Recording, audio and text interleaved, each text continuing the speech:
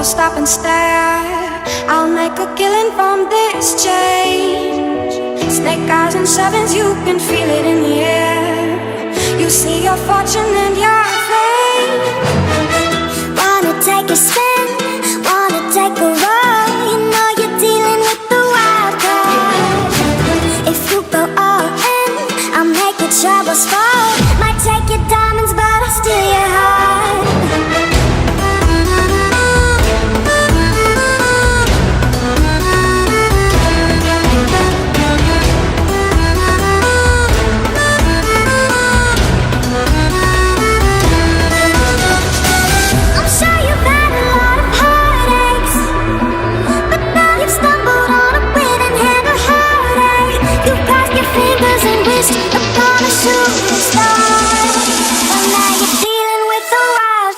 Des idoles, par Friedrich Nietzsche. Lecture audio, proposée par la plume et l'épée. Celui qui est habitué à la souffrance, celui qui cherche la souffrance, l'homme héroïque, célèbre son existence dans la tragédie. C'est seulement à sa propre vie que l'artiste tragique offre la coupe de cette cruauté, la plus douce. S'accommoder des hommes, tenir maison ouverte avec son cœur, cela est libéral, mais ce n'est que libéral. On reconnaît les cœurs qui ne sont capables que d'hospitalité distinguée, aux nombreuses fenêtres voilées et aux volets clos. Ils gardent vides leurs meilleures chambres. Pourquoi donc? Puisqu'ils attendent des hôtes avec lesquels on ne s'arrange pas, comme on peut. Nous ne nous estimons plus assez lorsque nous nous communiquons. Ce qui nous arrive véritablement n'est pas du tout éloquent. Si les événements le voulaient, ils ne sauraient pas se communiquer eux-mêmes.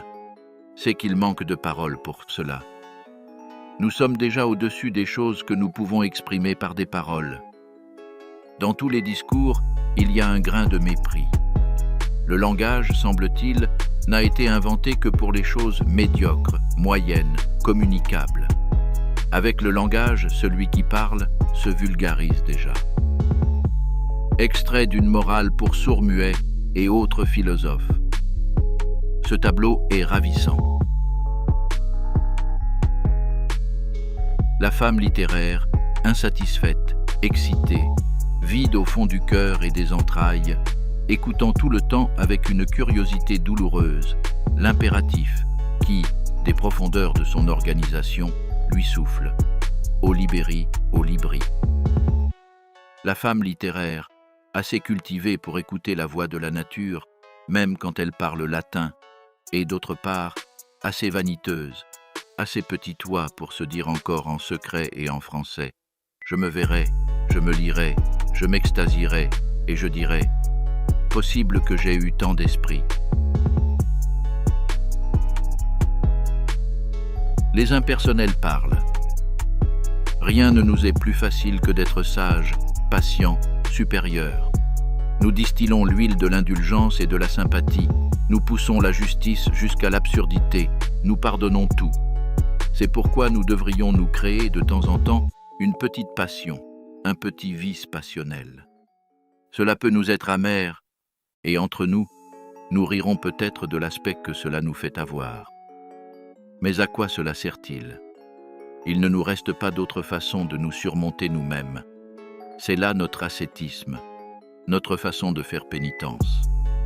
Devenir personnel, c'est la vertu des impersonnels. D'une promotion de doctorat. Quelle est la mission de toute instruction supérieure? Faire de l'homme une machine.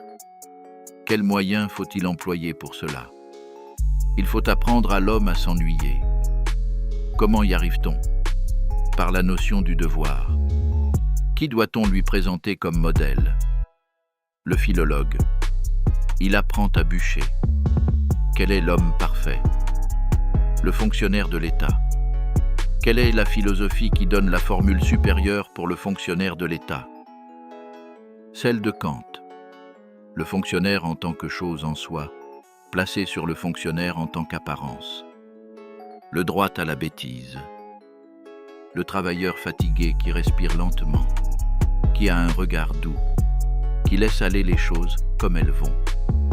Cette figure typique que l'on rencontre maintenant, au siècle du travail et de l'Empire, dans toutes les classes de la société, met aujourd'hui main basse sur l'art, y compris le livre, et avant tout le journal. Combien plus encore sur la belle nature, sur l'Italie par exemple. L'homme du soir, avec les instincts sauvages endormis, dont parle Faust, cet homme a besoin de la villégiature, du bain de mer, des glaciers, de Bayreuth. Dans des époques comme la nôtre, l'art a droit à la Rentorheit, comme une espèce de vacances de l'esprit, de la verve, du sentiment. C'est ce que Wagner comprit.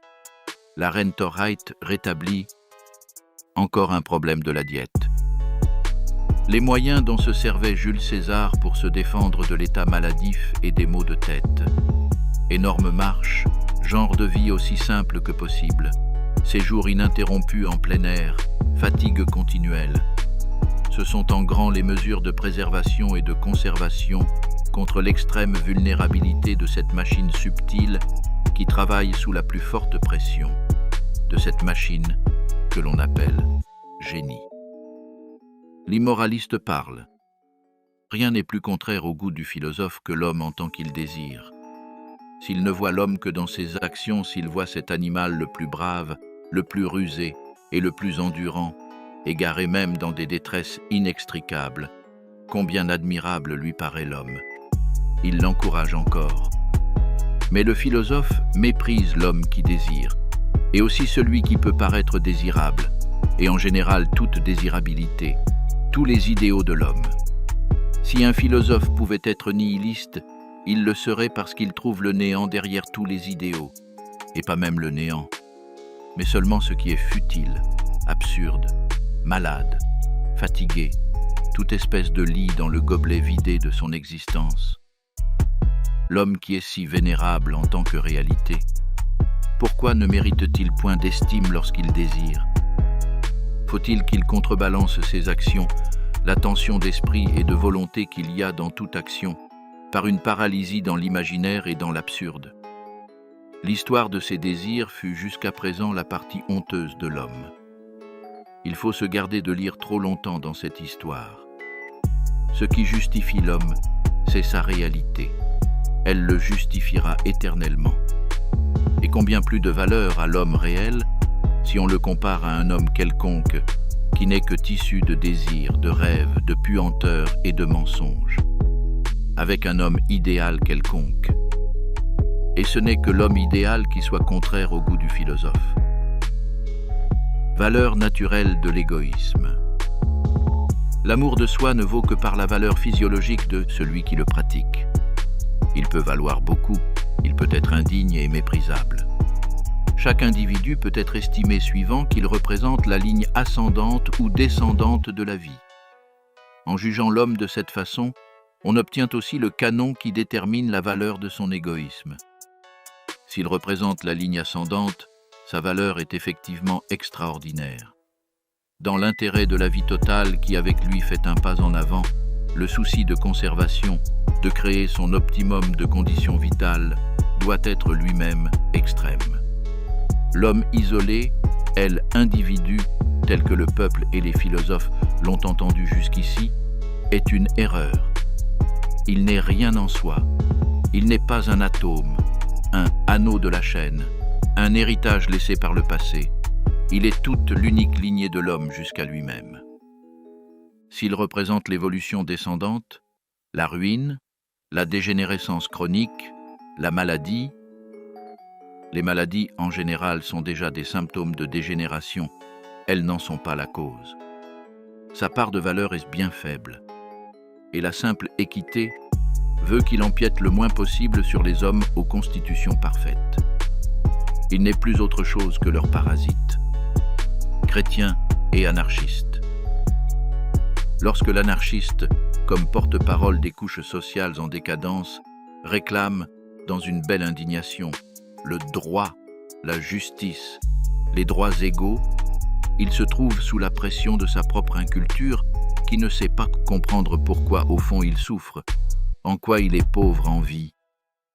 Il y a en lui un instinct de causalité qui le pousse à raisonner. Il faut que ce soit la faute à quelqu'un s'il se trouve mal à l'aise. Cette belle indignation lui fait déjà du bien par elle-même. C'est un vrai plaisir pour un pauvre diable de pouvoir injurier. Il y trouve une petite ivresse de puissance. Déjà la plainte, rien que le fait de se plaindre peut donner à la vie un attrait qui la fait supporter. Dans toute plainte, il y a une dose raffinée de vengeance. On reproche son malaise, dans certains cas même sa bassesse, comme une injustice, comme un privilège inique à ceux qui se trouvent dans d'autres conditions. Puisque je suis une canaille, tu devrais en être une aussi. C'est avec cette logique qu'on fait les révolutions. Les doléances ne valent jamais rien. Elles proviennent toujours de la faiblesse. Que l'on attribue son malaise aux autres ou à soi-même, aux autres le socialiste, à soi-même le chrétien, il n'y a là proprement aucune différence. Dans les deux cas, quelqu'un doit être coupable, et c'est là ce qu'il y a d'indigne. Celui qui souffre prescrit contre sa souffrance le miel de la vengeance. Les objets de ce besoin de vengeance naissent, comme des besoins de plaisir, par des causes occasionnelles. Celui qui souffre trouve partout des raisons pour rafraîchir sa haine mesquine. S'il est chrétien, je le répète, il les trouve en lui-même. Le chrétien et l'anarchiste, tous deux sont des décadents. Quand le chrétien condamne, diffame et noircit le monde, il le fait par le même instinct qui pousse l'ouvrier socialiste à condamner, à diffamer et à noircir la société. Le jugement dernier reste la plus douce consolation de la vengeance. C'est la révolution telle que l'attend le travailleur socialiste, mais conçue dans des temps quelque peu plus éloignés. Le au-delà lui-même. À quoi servirait cet au-delà si ce n'est à salir le en deçà de cette terre? Critique de la morale de décadence. Une morale altruiste, une morale où s'étiole l'amour de soi, est de toute façon un mauvais signe. Cela est vrai des individus. Cela est vrai, avant tout, des peuples. Le meilleur fait défaut quand l'égoïsme commence à faire défaut.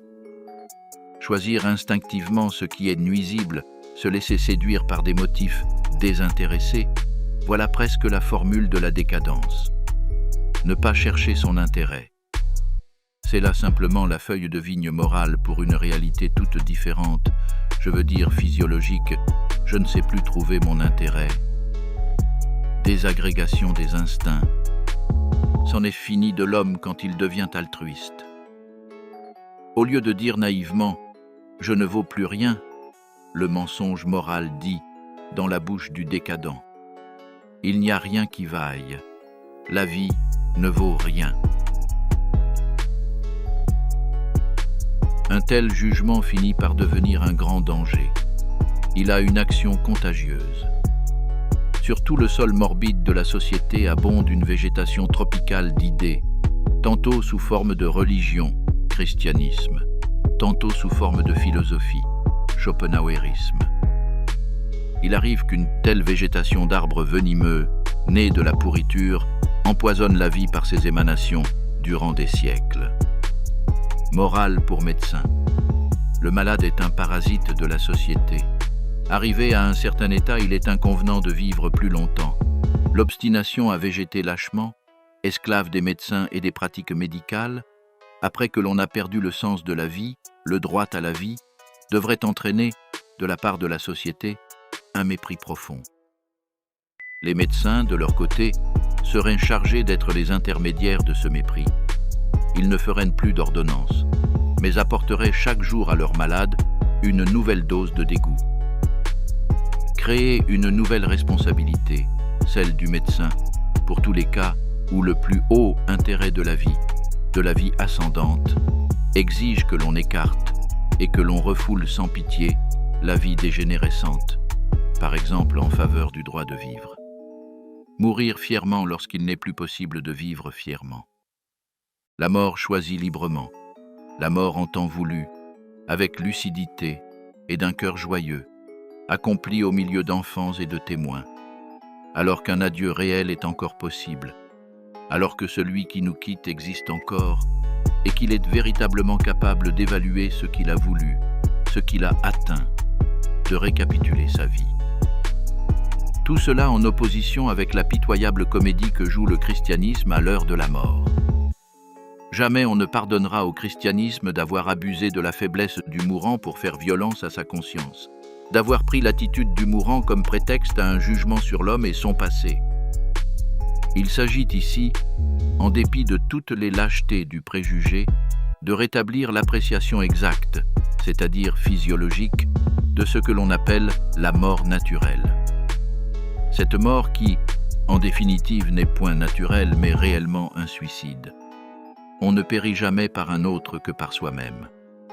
Cependant, la mort dans les conditions les plus méprisables est une mort qui n'est pas libre, qui ne vient pas en temps voulu, une mort de lâche. Par amour de la vie, on devrait désirer une mort toute différente, une mort libre et consciente, sans hasard et sans surprise. Enfin, voici un conseil pour messieurs les pessimistes et autres décadents. Nous n'avons pas entre les mains un moyen qui puisse nous empêcher de naître. Mais nous pouvons réparer cette faute, car parfois, c'est une faute. Le fait de se supprimer est un acte estimable entre tous. On en acquiert presque le droit de vivre. La société, que dis-je, la vie même, en tire plus d'avantage que de n'importe quelle vie passée dans le renoncement, avec les pâles couleurs et d'autres vertus. On a débarrassé les autres de son aspect, on a délivré la vie d'une objection. Le pessimisme pur, le pessimisme vert ne se démontre que par la réfutation que messieurs les pessimistes font d'eux-mêmes. Il faut faire un pas plus avant dans sa logique, et non pas seulement nier la vie avec la volonté et la représentation, comme fit Schopenhauer. Il faut avant tout renier Schopenhauer. Le pessimisme, pour le dire en passant, si contagieux qu'il soit, n'augmente cependant pas l'état maladif d'une époque, d'une race dans son ensemble. Il en est l'expression. On y succombe comme on succombe au choléra. Il faut avoir déjà des prédispositions morbides. Le pessimisme en lui-même ne crée pas un décadent de plus. Je rappelle cette constatation de la statistique que les années où le choléra sévit ne se distinguent pas des autres, quant aux chiffres complets de la mortalité. Sommes-nous devenus plus moraux ? Contre ma notion, par-delà le bien et le mal, il fallait s'y attendre. Toute la férocité de l'abêtissement moral, qui, comme on sait, passe en Allemagne pour la morale même, s'est rué à l'assaut. J'aurais de jolies histoires à conter là-dessus. Avant tout, on a voulu me faire comprendre l'indéniable supériorité de notre temps en matière d'opinion morale, notre véritable progrès sur ce domaine. Impossible d'accepter qu'un César Borgia, comparé avec nous, puisse être présenté, ainsi que je l'ai fait, comme un homme supérieur, comme une espèce de surhumain. Un rédacteur suisse du Bond, non sans m'exprimer l'estime que lui inspirait le courage d'une pareille entreprise, alla jusqu'à comprendre dans mon œuvre que je proposais l'abolition de tous les sentiments honnêtes. Bien obligé. Je me permets de répondre en posant cette question. Sommes-nous vraiment devenus plus moraux ? Que tout le monde le croit, c'est déjà une preuve du contraire. Nous autres hommes modernes, très délicats, très susceptibles, obéissant à 100 considérations différentes, nous nous figurons en effet que ces tendres sentiments d'humanité que nous représentons, cette unanimité acquise dans l'indulgence, dans la disposition à secourir, dans la confiance réciproque est un progrès réel et que nous sommes par là bien au-dessus des hommes de la Renaissance. Mais toute époque ainsi pense. Il faut qu'elle pense ainsi. Il est certain que nous n'oserions pas nous placer dans les conditions de la Renaissance, que nous n'oserions même pas nous y figurer. Nos nerfs ne supporteraient pas une pareille réalité, pour ne pas parler de nos muscles. Cette impuissance ne prouve pas du tout le progrès, mais une constitution différente et plus tardive, plus faible, plus délicate et plus susceptible d'où sort nécessairement une morale pleine d'égards.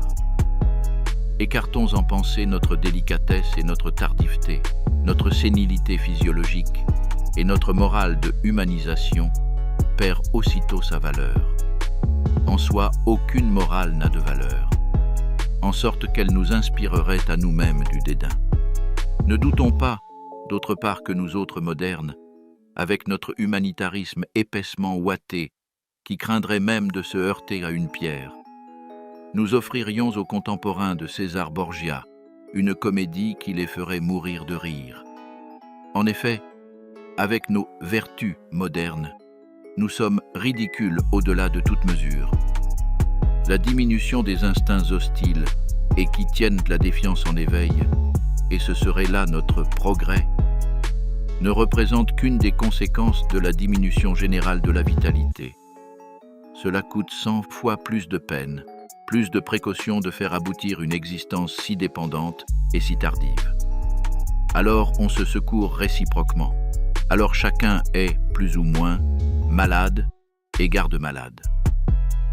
Cela s'appelle vertu.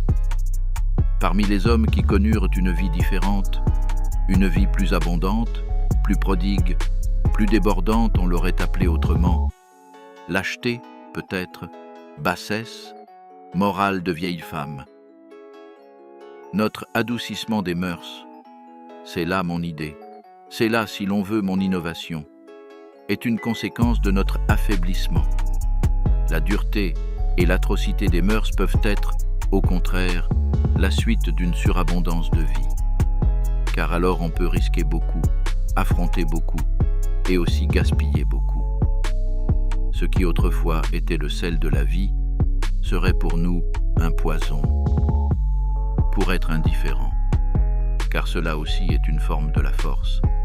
Nous sommes également trop vieux et venus trop tard. Notre morale de compassion contre laquelle j'ai été le premier à mettre en garde, cet état d'esprit que l'on pourrait appeler de l'impressionnisme moral, est plutôt une expression de la surexcitabilité physiologique propre à tout ce qui est décadent. Ce mouvement qui, avec la morale de pitié schopenhauerienne, a tenté de se présenter avec un caractère scientifique, tentative très malheureuse, est le mouvement propre de la décadence en morale, et comme tel il est très parent de la morale chrétienne. Les époques vigoureuses, les cultures nobles virent dans la pitié, dans le amour du prochain, dans le manque d'égoïsme et d'indépendance quelque chose de méprisable. Il faut mesurer les temps d'après leur force positive. Et ce faisant, cette époque de la Renaissance, si prodigue et si riche en fatalité, apparaît comme la dernière grande époque.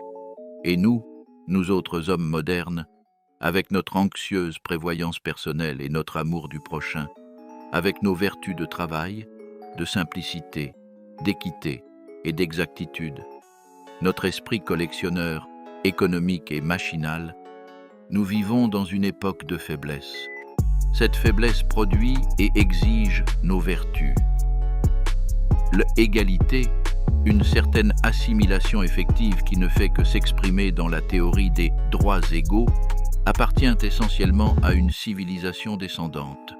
L'abîme entre hommes et hommes, entre une classe et une autre, la multiplicité des types, la volonté d'être soi, de se distinguer, ce que j'appelle le pathos des distances, est le propre de toutes les époques fortes. L'expansivité, la tension entre les extrêmes est chaque jour plus petite. Les extrêmes même s'effacent jusqu'à l'analogie. Toutes nos théories politiques et les constitutions de nos États, sans en excepter l'Empire allemand, sont des conséquences, des nécessités logiques de la dégénérescence. L'action inconsciente de la décadence s'est mise à dominer jusque dans l'idéal de certaines sciences particulières. Contre toute la sociologie de l'Angleterre et de la France, je fais la même objection. Elle ne connaît par expérience que les produits de décomposition de la société, et elle prend, tout à fait innocemment d'ailleurs, ses propres instincts de décomposition comme norme des jugements sociologiques. La vie en déclin, la diminution de toutes les forces organisantes, c'est-à-dire de toutes les forces qui séparent, qui creusent des abîmes qui subordonnent et surordonnent. Voilà ce qui se formule aujourd'hui comme idéal en sociologie. Nos socialistes sont des décadents, mais M. Herbert Spencer lui aussi est un décadent. Il voit dans le triomphe de l'altruisme quelque chose de désirable. Mon idée de la liberté. La valeur d'une chose réside parfois non dans ce qu'on gagne en l'obtenant, mais dans ce qu'on paye pour l'acquérir, dans ce qu'elle coûte. Je cite un exemple. Les institutions libérales cessent d'être libérales aussitôt qu'elles sont acquises. Il n'y a, dans la suite, rien de plus foncièrement nuisible à la liberté que les institutions libérales. On sait bien à quoi elles aboutissent. Elles minent sourdement la volonté de puissance. Elles sont le nivellement de la montagne et de la vallée érigée en morale. Elles rendent petits, lâches et avides de plaisir. Le triomphe des bêtes de troupeau les accompagne chaque fois. Libéralisme, autrement dit, abêtissement par troupeau. Les mêmes institutions, tant qu'il faut combattre pour elles, ont de toute autre conséquence. Elles favorisent alors, d'une façon puissante, le développement de la liberté. En y regardant de plus près, on voit que c'est la guerre qui produit ces effets, la guerre pour les instincts libéraux, qui, en tant que guerre, laisse subsister les instincts antilibéraux. Et la guerre élève à la liberté. Car, qu'est-ce que la liberté ? C'est avoir la volonté de répondre de soi. C'est maintenir les distances qui nous séparent. C'est être indifférent au chagrin, aux duretés, aux privations, à la vie même. C'est être prêt à sacrifier les hommes à sa cause sans faire exception de soi-même. Liberté signifie que les instincts virils, les instincts joyeux de guerre et de victoire, prédominent sur tous les autres instincts, par exemple sur ceux du bonheur. L'homme devenu libre, combien plus encore l'esprit devenu libre, foule aux pieds cette sorte de bien-être méprisable dont rêvent les épiciers, les chrétiens, les vaches, les femmes, les Anglais et d'autres démocrates. L'homme libre est guerrier. À quoi se mesure la liberté chez les individus comme chez les peuples ? À la résistance qu'il faut surmonter, à la peine qu'il en coûte pour arriver en haut. Le type le plus élevé de l'homme libre doit être cherché là, où constamment la plus forte résistance doit être vaincue, à 5 pas de la tyrannie, au seuil même du danger de la servitude. Cela est vrai psychologiquement si l'on entend par tyrannie des instincts terribles et impitoyables qui provoquent contre eux le maximum d'autorité et de discipline. Le plus beau type en est Jules César. Cela est vrai aussi politiquement. Il n'y a qu'à parcourir l'histoire. Les peuples qui ont eu quelques valeurs, qui ont gagné quelques valeurs, ne l'ont jamais gagné avec des institutions libérales. Le grand péril fit d'eux quelque chose qui mérite le respect, ce péril qui seul nous apprend à connaître nos ressources, nos vertus, nos moyens de défense, notre esprit, qui nous contraint à être forts. Premier principe, il faut avoir besoin d'être fort, autrement, on ne le devient jamais. Ces grandes écoles, véritables serres chaudes pour les hommes forts, pour la plus forte espèce d'homme qu'il y ait jamais eu, les sociétés aristocratiques à la façon de Rome et de Venise, comprirent la liberté exactement dans le sens où j'entends ce mot, comme quelque chose qu'à la fois on a et on n'a pas, que l'on veut, que l'on conquiert. Critique de la modernité. Nos institutions ne valent plus rien. Là-dessus, tout le monde est d'accord. Pourtant, la faute n'en est pas à elles, mais à nous. Tous les instincts d'où sont sorties les institutions s'étant égarés, celles-ci à leur tour nous échappent, parce que nous ne nous y adaptons plus. De tout temps, le démocratisme a été la forme de décomposition de la force organisatrice. Dans Humain, trop humain, j'ai déjà caractérisé, comme une forme de décadence de la force organisatrice, la démocratie moderne ainsi que ses palliatifs, tel l'Empire allemand. Pour qu'il y ait des institutions, il faut qu'il y ait une sorte de volonté, d'instinct, d'impératif, antilibéral, jusqu'à la méchanceté, une volonté de tradition, d'autorité, de responsabilité, établie sur des siècles, de solidarité enchaînée à travers des siècles, dans le passé et dans l'avenir, in infinitum. Lorsque cette volonté existe, il se fonde quelque chose comme l'imperium romanum, ou comme la Russie, la seule puissance qui est aujourd'hui l'espoir de quelque durée, qui puisse attendre, qui puisse encore promettre quelque chose. La Russie, l'idée contraire de la misérable manie des petits États européens, de la nervosité européenne que la fondation de l'Empire allemand a fait entrer dans sa période critique. Tout l'Occident n'a plus ses instincts, d'où naissent les institutions, d'où naît l'avenir. Rien n'est peut-être en opposition plus absolue à son esprit moderne. On vit pour aujourd'hui, on vit très vite. On vit sans aucune responsabilité. C'est précisément ce que l'on appelle liberté. Tout ce qui fait que les institutions sont des institutions est méprisé, haï, écarté. On se croit de nouveau en danger d'esclavage dès que le mot « autorité » se fait seulement entendre. La décadence dans l'instinct d'évaluation de nos politiciens, de nos partis politiques, va jusqu'à préférer instinctivement ce qui décompose, ce qui hâte la fin. Témoin le mariage moderne. Apparemment, toute raison s'en est retirée. Pourtant, cela n'est pas une objection contre le mariage, mais contre la modernité. La raison du mariage, elle résidait dans la responsabilité juridique exclusive de l'homme. De cette façon, le mariage avait un élément prépondérant, tandis qu'aujourd'hui, il boite sur deux jambes. La raison du mariage, elle résidait dans le principe de son indissolution. Cela lui donnait un accent qui, en face du hasard des sentiments et des passions, des impulsions du moment, savait se faire écouter. Elle résidait de même dans la responsabilité des familles quant au choix des époux. Avec cette indulgence croissante pour le mariage d'amour, on a éliminé les bases mêmes du mariage, tout ce qui en faisait une institution. Jamais, au grand jamais, on ne fonde une institution sur une idiosyncrasie.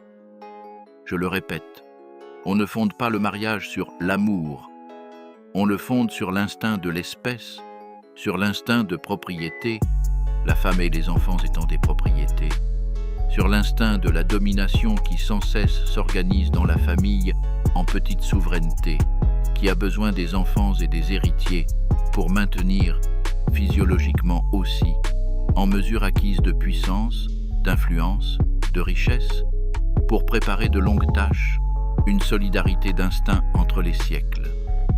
Le mariage, en tant qu'institution, comprend déjà l'affirmation de la forme d'organisation la plus grande et la plus durable. Si la société prise comme un tout ne peut porter caution d'elle-même jusque dans les générations les plus éloignées, le mariage est complètement dépourvu de sens. Le mariage moderne a perdu sa signification. Par conséquent, on le supprime. La question ouvrière. C'est la bêtise, ou plutôt la dégénérescence de l'instinct que l'on retrouve au fond de toutes les bêtises, qui fait qu'il y ait une question ouvrière. Il y a certaines choses sur lesquelles on ne pose pas de questions. Premier impératif de l'instinct. Je ne vois absolument pas ce qu'on veut faire de l'ouvrier européen après avoir fait de lui une question. Il se trouve en beaucoup trop bonne posture pour ne point questionner toujours davantage, et avec toujours plus d'outrecuidance. En fin de compte, il a le grand nombre pour lui. Il faut complètement renoncer à l'espoir de voir se développer une espèce d'homme modeste et frugal, une classe qui répondrait au type du Chinois. Et cela eût été raisonnable, et aurait simplement répondu à une nécessité. Qu'a-t-on fait?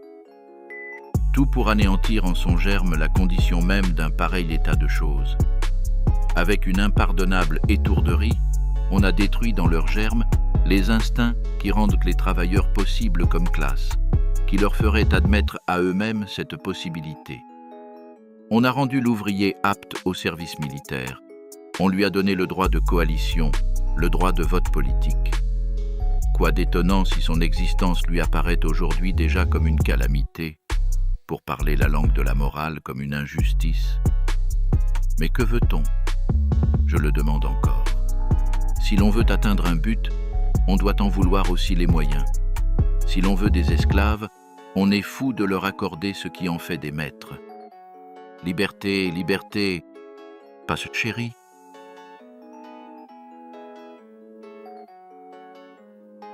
Être abandonné à ses instincts en un temps comme le nôtre, c'est là une fatalité de plus. Ces instincts se contredisent, se gênent et se détruisent réciproquement. La définition du moderne me paraît être la contradiction de soi physiologique. La raison de l'éducation exigerait que, sous une contrainte de faire, un de ces systèmes d'instinct au moins fût paralysé pour permettre à un autre de manifester sa force, de devenir vigoureux, de devenir maître. Aujourd'hui, on ne pourrait rendre l'individu possible qu'en le circonscrivant. Possible, c'est-à-dire entier. Le contraire a lieu. La prétention à l'indépendance, au développement libre, au laisser-aller est soulevée avec le plus de chaleur, précisément par ceux pour qui aucune bride ne serait assez sévère. Cela est vrai une politicis. Cela est vrai en art. Mais cela est un symptôme de décadence.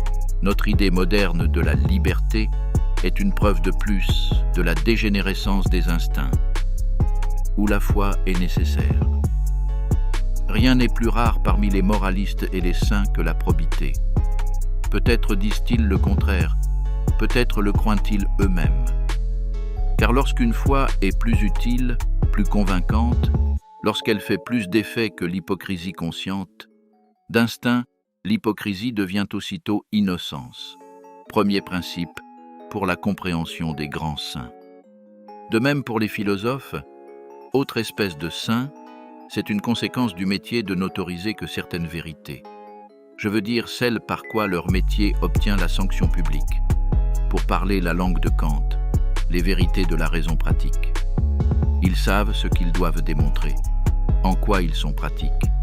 Ils se reconnaissent entre eux par cela qu'ils sont d'accord sur les vérités. Tu ne dois pas mentir.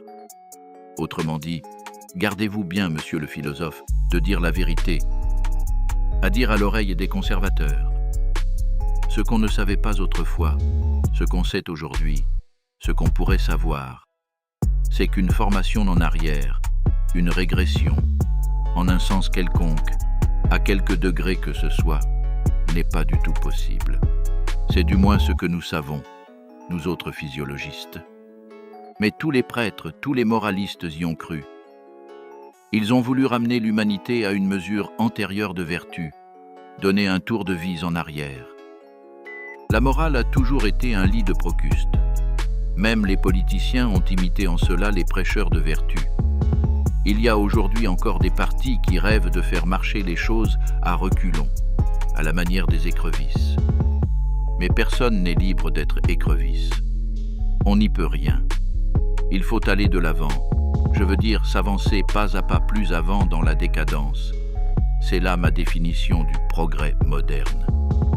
On peut entraver ce développement et, en l'entravant, créer une résurrection de la dégénérescence, la concentrer, la rendre plus véhémente et plus soudaine.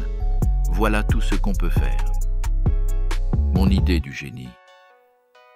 Les grands hommes sont comme les grandes époques, des matières explosibles, d'énormes accumulations de force. Historiquement et physiologiquement, leur condition première est toujours la longue attente de leur venue, une préparation, un repliement sur soi-même, c'est-à-dire que pendant longtemps, aucune explosion ne doit s'être produite. Lorsque la tension dans la masse est devenue trop grande, la plus fortuite irritation suffit pour faire appel dans le monde au génie, à l'action, à la grande destinée. Qu'importe alors le milieu, l'époque, l'esprit du siècle, l'opinion publique. Qu'on prenne le cas de Napoléon. La France de la Révolution, et plus encore la France qui a préparé la Révolution, devait par elle-même engendrer le type le plus opposé à celui de Napoléon, et elle l'a en effet engendré.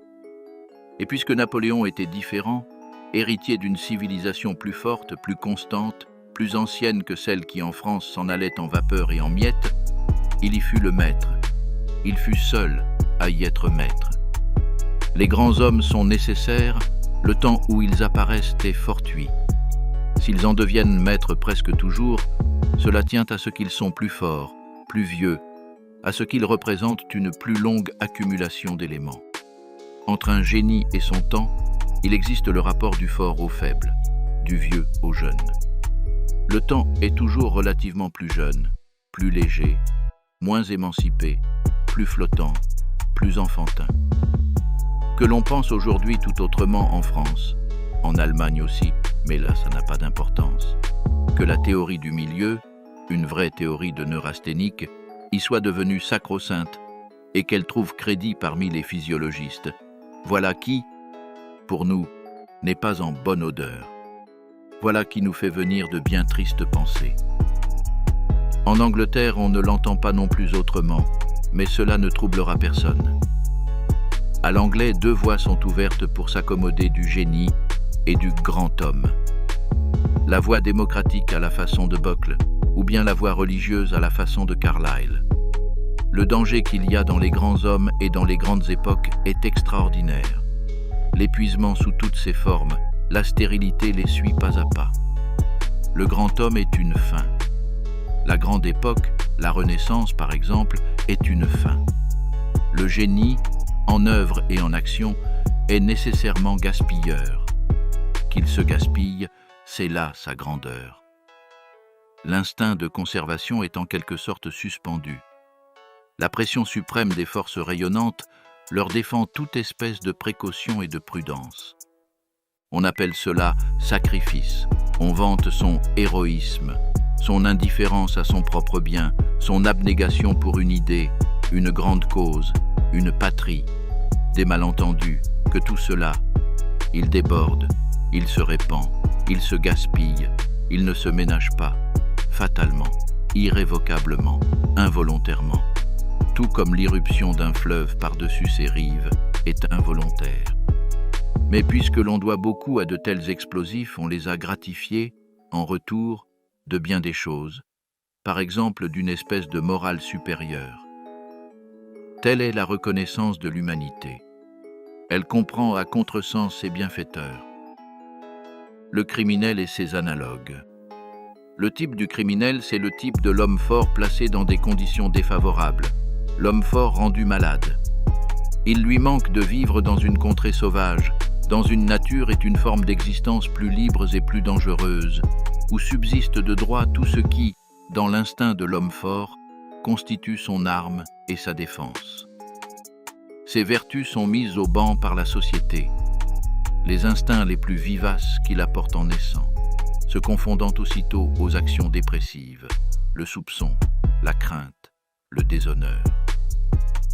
Mais voilà presque la formule de la dégénérescence physiologique. Celui qui est obligé de faire secrètement ce qu'il sait le mieux, ce qu'il préfère, secrètement et avec une longue tension, avec précaution et avec ruse, en devient anémique. Et parce que ses instincts ne lui font récolter que danger, persécution, catastrophe, sa sensibilité se retourne contre ses instincts, et il se sent la proie de la fatalité.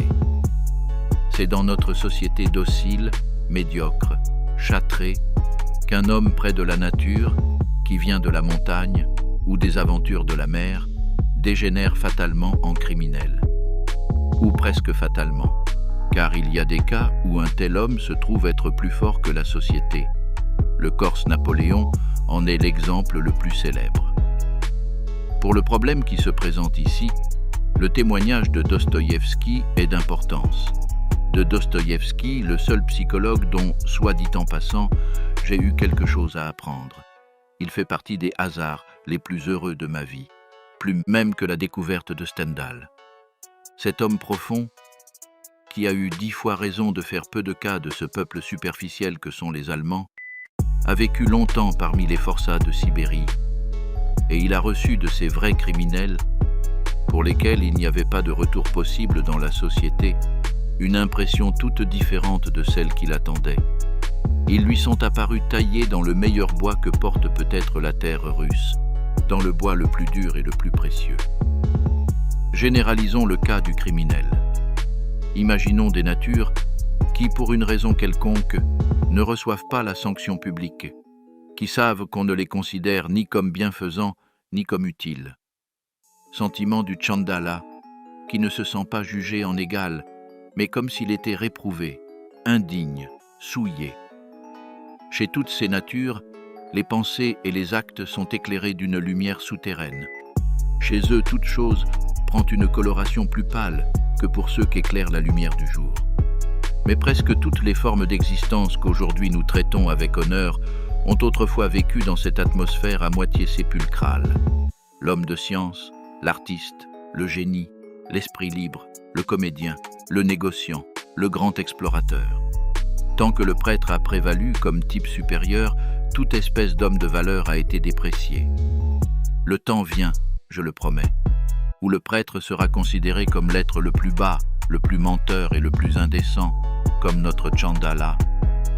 Remarquez comme maintenant encore, avec les mœurs les plus douces qui aient jamais existé sur la terre, du moins en Europe. Tout ce qui vit à l'écart, tout ce qui est longtemps, trop longtemps en dessous, toute forme d'existence impénétrable et sortant de l'ordinaire, se rapproche de ce type que le criminel achève. Tous les novateurs de l'esprit portent au front, pendant un certain temps, le signe pâle et fatal du Chandala. Non parce qu'on les considère ainsi, mais puisqu'ils sentent eux-mêmes le terrible gouffre qui les sépare de tout ce qui est traditionnel et vénéré. Presque tout génie connaît, comme une phase de son développement, l'existence catilinaire, sentiment de haine, de vengeance et de révolte contre tout ce qui est déjà, contre tout ce qui ne devient plus. Catilina, la forme préexistante de tous ces arts. Ici la vue est libre. C'est peut-être de la hauteur d'âme quand un philosophe se tait, c'est peut-être de l'amour lorsqu'il se contredit. Celui qui cherche la connaissance est capable d'une politesse qui le ferait mentir. On n'a pas dit sans finesse. Il est indigne des grands cœurs de répandre le trouble qu'ils ressentent. Mais il faut ajouter que de ne pas avoir peur du plus indigne peut également être de la grandeur d'âme. Une femme qui aime sacrifie son honneur. Un philosophe qui aime sacrifie peut-être son humanité. Un Dieu qui a aimé s'est fait juif. La beauté n'est pas un accident. La beauté d'une race, d'une famille, sa grâce, sa perfection dans tous les gestes est acquise péniblement. Elle est, comme le génie, le résultat final du travail accumulé des générations. Il faut avoir fait de grands sacrifices au bon goût. Il faut à cause de lui avoir fait et abandonné bien des choses. Le XVIIe siècle, en France, mérite d'être admiré sous ce rapport. On avait alors un principe d'élection pour la société, le milieu, le vêtement, les satisfactions sexuelles. Il fallut préférer la beauté à l'utilité, à l'habitude, à l'opinion, à la paresse. Règle supérieure. On ne doit pas se laisser aller, même devant soi-même. Les bonnes choses coûtent très cher, et toujours prévaut la loi que celui qui les a est différent de celui qui les acquiert. Tout ce qui est bon est héritage. Ce qui n'est pas transmis est imparfait, n'est qu'un commencement. À Athènes, au temps de Cicéron qui en exprime son étonnement, les hommes et les jeunes gens étaient de beaucoup supérieurs en beauté aux femmes, mais aussi quel travail et quel effort au service de la beauté le sexe mâle avait exigé de lui-même depuis des siècles. Il ne faut cependant pas se faire illusion sur la méthode employée. Une simple discipline de sentiments et de pensée a un résultat presque nul. Voilà la grande méprise de l'éducation allemande qui est absolument illusoire. C'est le corps que l'on doit tout d'abord convaincre. L'observation étroite des attitudes distinguées et choisies, l'obligation de ne vivre qu'avec des hommes qui ne se laissent pas aller, suffit absolument pour être distingué et éminent. En 2 ou 3 générations, l'œuvre a déjà jeté des racines profondes. Cela décide du sort des peuples et de l'humanité, si l'on commence la culture à l'endroit juste. Non pas sur l'âme, comme ce fut la superstition funeste des prêtres et des demi-prêtres, mais sur le corps, les attitudes, le régime physique, la physiologie. Le reste s'ensuit. Les Grecs sont restés en cela le premier événement de culture dans l'histoire. Ils firent ce qui était nécessaire. Le christianisme, qui méprisait le corps, a été jusqu'ici la plus grande calamité de l'humanité. Le progrès à mon sens. Moi aussi, je parle d'un retour à la nature, quoique ce ne soit pas proprement un retour en arrière, mais une marche en avant vers en haut, vers la nature sublime, libre et même terrible, qui joue, qui a le droit de jouer avec les grandes tâches. Pour parler en symbole, Napoléon fut un exemple de ce retour à la nature comme je le comprends. Ainsi, une rebus tacticis, et plus encore, comme le savent les militaires, en matière stratégique. Mais Rousseau, où vraiment voulait-il en venir? Rousseau, ce premier homme moderne, idéaliste et canaille en une seule personne, qui avait besoin de la dignité morale pour supporter son propre aspect, malade d'un dégoût effréné, d'un mépris effréné de lui-même. Cet avorton qui s'est campé au seuil des temps nouveaux voulait lui aussi le retour à la nature. Encore une fois, où voulait-il revenir? Je hais encore Rousseau dans la Révolution. Elle est l'expression historique de cet être à deux faces, idéaliste et canaille. La farce sanglante qui se joua alors, l'immoralité de la Révolution, tout cela m'est égal. Ce que je hais, c'est sa moralité à la Rousseau. Les soi-disant vérités de la Révolution, par lesquelles elle exerce encore son action et sa persuasion sur tout ce qui est plat et médiocre. La doctrine de l'égalité, mais il n'y a pas de poison plus vénéneux, car elle paraît prêchée par la justice même, alors qu'elle est la fin de toute justice. Aux égaux, égalité, aux inégaux, inégalité. Tel devrait être le vrai langage de toute justice. Et ce qui s'ensuit nécessairement, ce serait de ne jamais égaliser des inégalités. Autour de cette doctrine de l'égalité se déroulèrent tant de scènes horribles et sanglantes qu'il lui en est resté à cette idée moderne par excellence, une sorte de gloire et d'auréole, au point que la Révolution, par son spectacle, a égaré jusqu'aux esprits les plus nobles. Ce n'est pas une raison pour l'en estimer plus. Je n'en vois qu'un qui l'a senti comme elle devait être sentie, avec dégoût. Goethe. Événement, non pas allemand, mais européen. Tentative grandiose de vaincre le XVIIIe siècle par un retour à l'état de nature, par un effort pour s'élever au naturel de la Renaissance, par une sorte de contrainte exercée sur lui-même par notre siècle. Goethe emportait en lui les instincts les plus forts, la sentimentalité, l'idolâtrie de la nature, l'antihistorisme, l'idéalisme, l'irréel et le côté révolutionnaire. Ce côté révolutionnaire n'est qu'une des formes de l'irréel.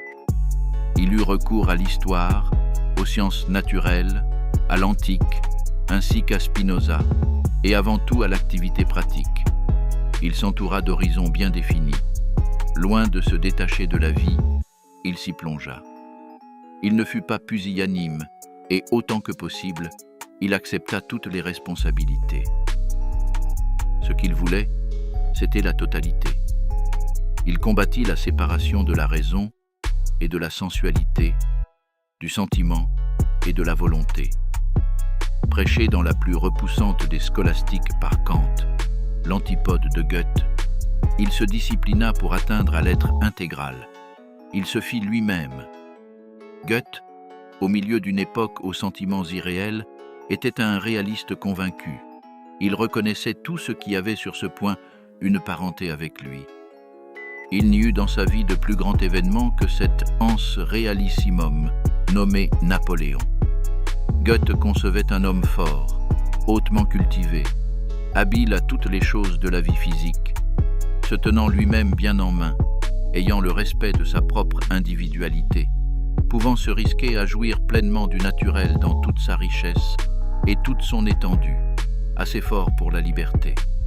Homme tolérant, non par faiblesse, mais par force, parce qu'il sait encore tirer avantage de ce qui serait la perte des natures moyennes. Homme pour qui il n'y a plus rien de défendu, sauf du moins la faiblesse, qu'elle s'appelle vice ou vertu. Un tel esprit libéré apparaît au centre de l'univers dans un fatalisme heureux et confiant, avec la foi qu'il n'y a de condamnable que ce qui existe isolément, et que dans l'ensemble, tout se résout et s'affirme. Il ne nie plus, mais une telle foi est la plus haute de toutes les foi possibles. Je l'ai baptisée du nom de Dionysos. On pourrait dire que, dans un certain sens, le XIXe siècle s'est efforcé vers tout ce que Goethe avait tenté d'atteindre personnellement. Une universalité qui comprend et qui admet tout. Une tendance à donner accès à tous. Un réalisme hardi.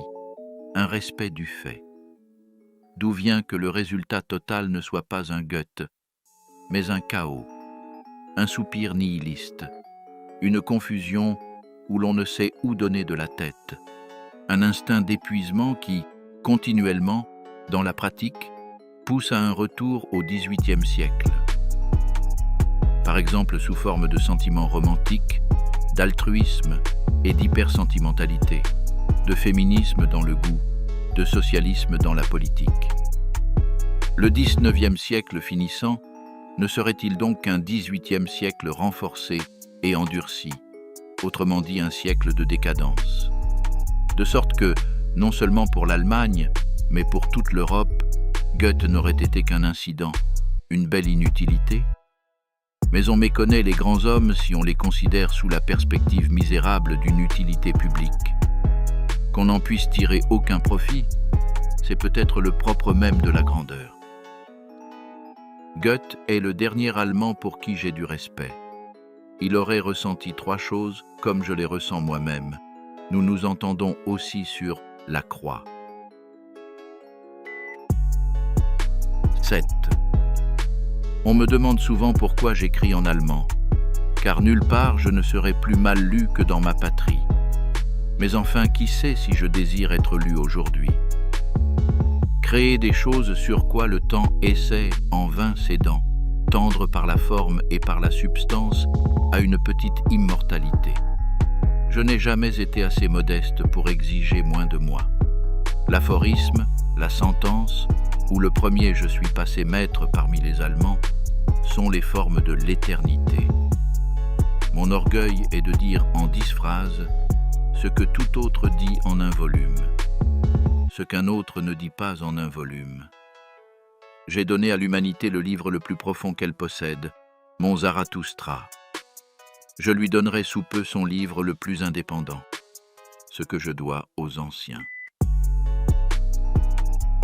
Pour finir, encore un mot sur ce monde vers lequel j'ai cherché des accès, vers lequel j'ai peut-être trouvé un nouvel accès, le monde antique. Mon goût, qui est peut-être l'opposé du goût tolérant, est bien éloigné là aussi d'approuver en bloc. D'une façon générale, il n'aime pas à approuver. Il préfère contredire, et même nier complètement. Cela est vrai pour des civilisations entières, cela est vrai pour certains livres. Cela est vrai aussi pour des cités et des paysages. Au fond, il n'y a qu'un tout petit nombre de livres antiques qui est compté dans ma vie. Les plus célèbres n'en font pas partie.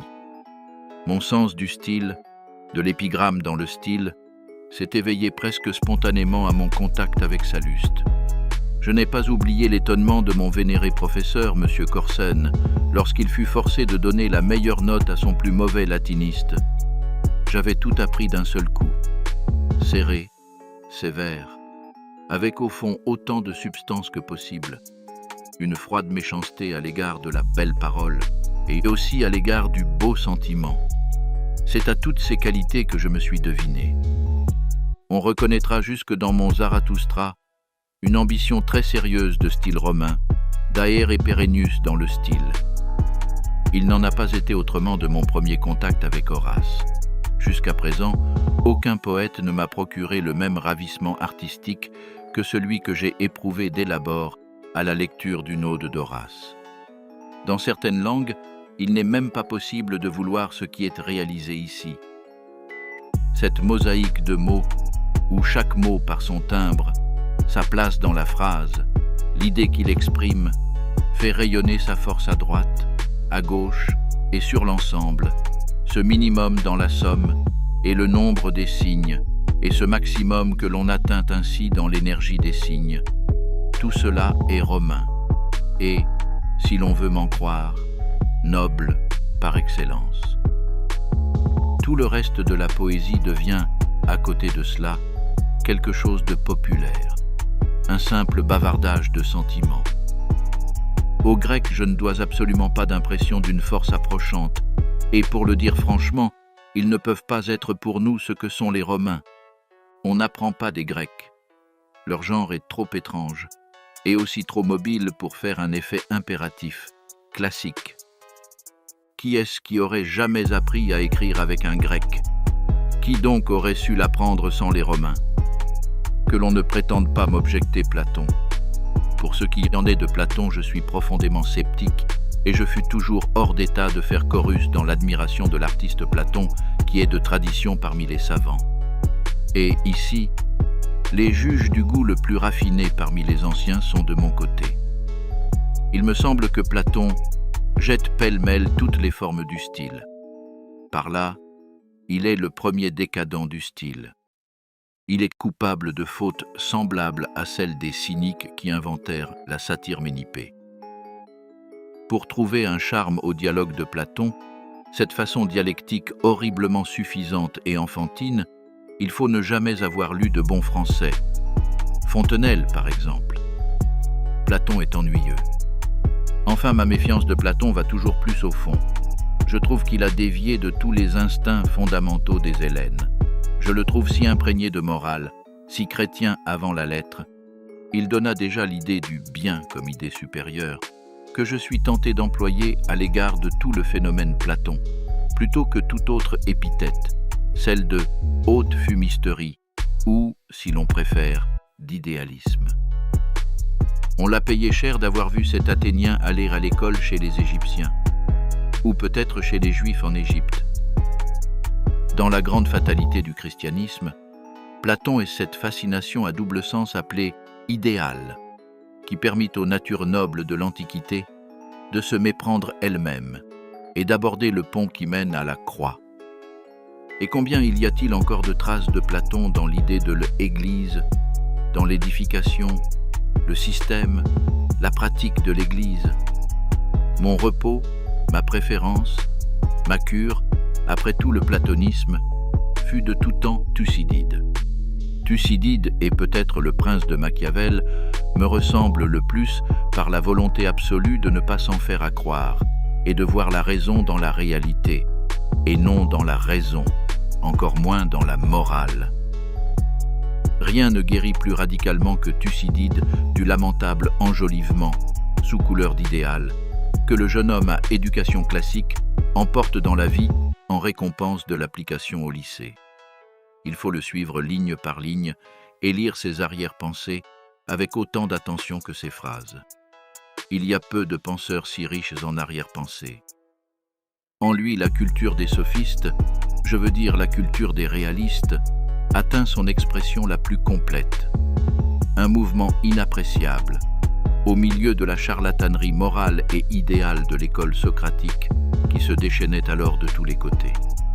La philosophie grecque est la décadence de l'instinct grec.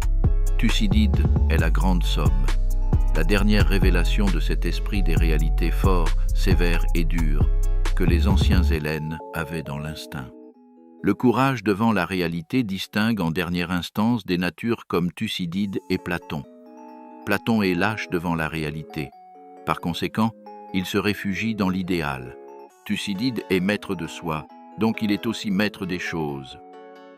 Flairé dans les Grecs de belles âmes, des pondérances dorées et d'autres perfections, admiré par exemple chez eux le calme dans la grandeur, le sentiment idéal, j'ai été gardé de cette haute naïveté, une niaiserie allemande en fin de compte, par le psychologue que je portais en moi. Je vis leur instinct le plus violent, la volonté de puissance. Je les vis trembler devant la force effrénée de cette impulsion. Je vis naître toutes leurs institutions de mesures de précaution pour se garantir réciproquement des matières explosives qu'ils avaient en eux. L'énorme tension intérieure se déchargeait alors en haines terribles et implacables au dehors. Les villes se déchiraient réciproquement pour que leurs citoyens trouvent individuellement le repos devant eux-mêmes. On avait besoin d'être fort. Le danger était toujours proche. Il guettait partout. Les corps superbes et souples, le réalisme et l'immoralisme intrépide qui étaient le propre des Hellènes, leur venaient de la nécessité et ne leur étaient pas naturels. C'était une conséquence et non pas quelque chose qui leur venait d'origine. Les fêtes et les arts ne servaient aussi qu'à produire un sentiment de supériorité, à montrer la supériorité. Ce sont là des moyens de glorification de soi, ou même des moyens de faire peur. Juger les Grecs à l'allemande, d'après leurs philosophes, se servir de la lourde honnêteté de l'école socratique pour trouver une explication de la nature des Grecs. Comme si les philosophes n'étaient pas les décadents de l'hellénisme, le mouvement d'opposition contre l'ancien goût noble, contre l'instinct agonal, contre la police, contre la valeur de la race, contre l'autorité de la tradition.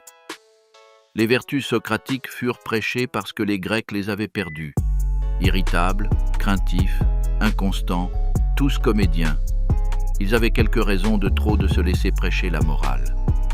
Non pas que cela aurait pu servir à quelque chose, mais les grands mots et les attitudes vont si bien aux décadents. Je fus le premier qui, pour la compréhension de cet ancien instinct hellénique riche encore et même débordant, ait pris au sérieux ce merveilleux phénomène qui porte le nom de Dionysos. Il n'est explicable que par un excès de force. Celui qui a étudié les Grecs, comme ce profond connaisseur de leur culture, le plus profond de tous, Jacob Burckhardt à Bâle, a su de suite l'importance que cela avait. Burckhardt a intercalé dans sa culture des Grecs un chapitre spécial sur ce phénomène. Si l'on veut se rendre compte de l'opposé, il suffira de voir la pauvreté d'instinct presque réjouissante chez le philologue allemand quand il s'approche de l'idée dionysienne.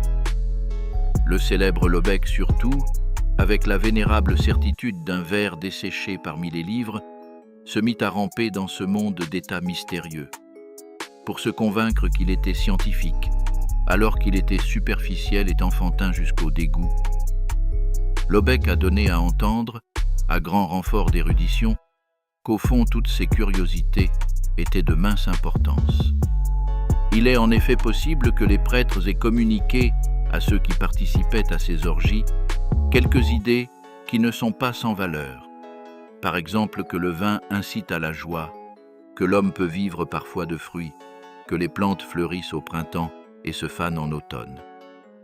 Pour ce qui en est de cette richesse étrange de rites, de symboles, de mythes d'origine orgiaque dont le monde antique pullule littéralement, Lobeck n'y trouve que prétexte à être plus spirituel encore d'un degré.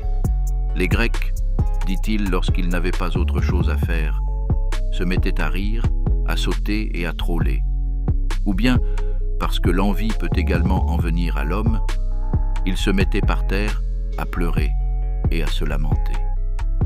D'autres s'approchaient alors d'eux pour trouver une raison quelconque à ces allures surprenantes, et ainsi se formèrent, pour expliquer ces usages, d'innombrables légendes, des fêtes et des mythes.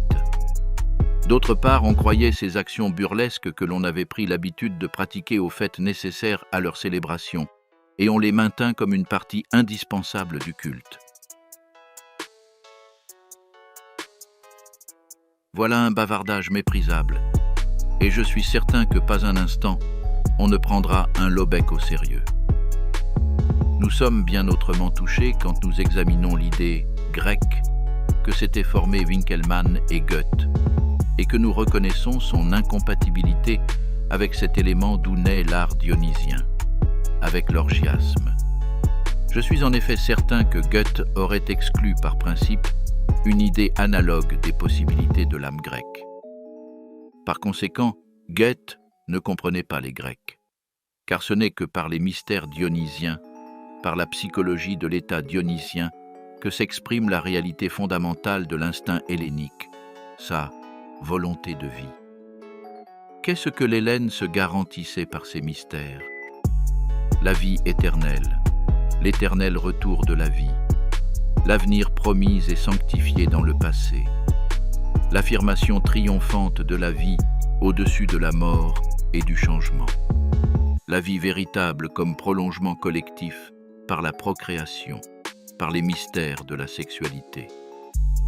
C'est pourquoi le symbole sexuel était pour les Grecs le symbole vénérable par excellence, le véritable sens profond dans toute la piété antique. Toutes les particularités de l'acte de la génération, de la grossesse, de la naissance, éveillent les sentiments les plus élevés et les plus solennels. Dans la science des mystères, la douleur est sanctifiée. Le travail d'enfantement, rendant la douleur sacrée. Tout ce qui est devenir et croissance, tout ce qui garantit l'avenir, nécessite la douleur. Pour qu'il y ait la joie éternelle de la création, pour que la volonté de vie s'affirme éternellement par elle-même, il faut aussi qu'il y ait les douleurs de l'enfantement. Le mot Dionysos signifie tout cela. Je ne connais pas de symbolisme plus élevé que ce symbolisme grec, celui des fêtes dionysiennes. Par lui, le plus profond instinct de la vie, celui de la vie à venir, de la vie éternelle, est traduit d'une façon religieuse. La voie même de la vie, la procréation, comme la voie sacrée. Ce n'est que le christianisme, avec son fond de ressentiment contre la vie, qui a fait de la sexualité quelque chose d'impur. Il jette de la boue sur le commencement, sur la condition première de notre vie. La psychologie de l'orgiasme comme d'un sentiment de vie et de force débordante, dans les limites duquel la douleur même agit comme stimulant, m'a donné la clé pour l'idée du sentiment tragique, qui a été méconnue tant par Aristote que par nos pessimistes. La tragédie est si éloignée de démontrer quelque chose pour le pessimisme des Hellènes, au sens de Schopenhauer, qu'elle pourrait plutôt être considérée comme sa réfutation définitive, comme son jugement. L'affirmation de la vie, même dans ses problèmes les plus étranges et les plus ardus. La volonté de vie, se réjouissant dans le sacrifice de ses types les plus élevés, a son propre caractère inépuisable. C'est ce que j'ai appelé dionysien. C'est en cela que j'ai cru reconnaître le fil conducteur vers la psychologie du poète tragique. Non pour se débarrasser de la crainte et de la pitié, non pour se purifier d'une passion dangereuse par sa décharge véhémente. C'est ainsi que l'a entendu Aristote, mais pour personnifier soi-même, au-dessus de la crainte et de la pitié, l'éternelle joie du devenir. Cette joie qui porte encore en elle la joie de l'anéantissement. Et par là je touche de nouveau l'endroit d'où je suis parti jadis. L'origine de la tragédie fut ma première transmutation de toutes les valeurs. Par là je me replace sur le terrain d'où grandit mon vouloir, mon savoir. Moi le dernier disciple du philosophe Dionysos. Moi le maître de l'éternel retour. Le marteau parle. Ainsi parlait Zarathustra. Pourquoi si dur, dit un jour au diamant le charbon de cuisine, ne sommes-nous pas intimement parents? Pourquoi si mou? Ô mes frères, ainsi vous demandai-je, moi, n'êtes-vous donc pas mes frères? Pourquoi si mou, si fléchissant, si mollissant? Pourquoi y a-t-il tant de reniement, tant d'abnégation dans votre cœur? Si peu de destinée dans votre regard? Et si vous ne voulez pas être des destinés, des inexorables, comment pourriez-vous un jour vaincre avec moi? Et si votre dureté ne veut pas étinceler, et trancher, et inciser, comment pourriez-vous un jour créer avec moi? Car les créateurs sont durs. Et cela doit vous sembler béatitude d'empreindre votre main en des siècles, comme en de la cire molle. Béatitude d'écrire sur la volonté des millénaires comme sur de l'airain, plus dur que de l'airain, plus noble que l'airain. Le plus dur seul est le plus noble. Ô mes frères, je place au-dessus de vous cette table nouvelle. Devenez durs.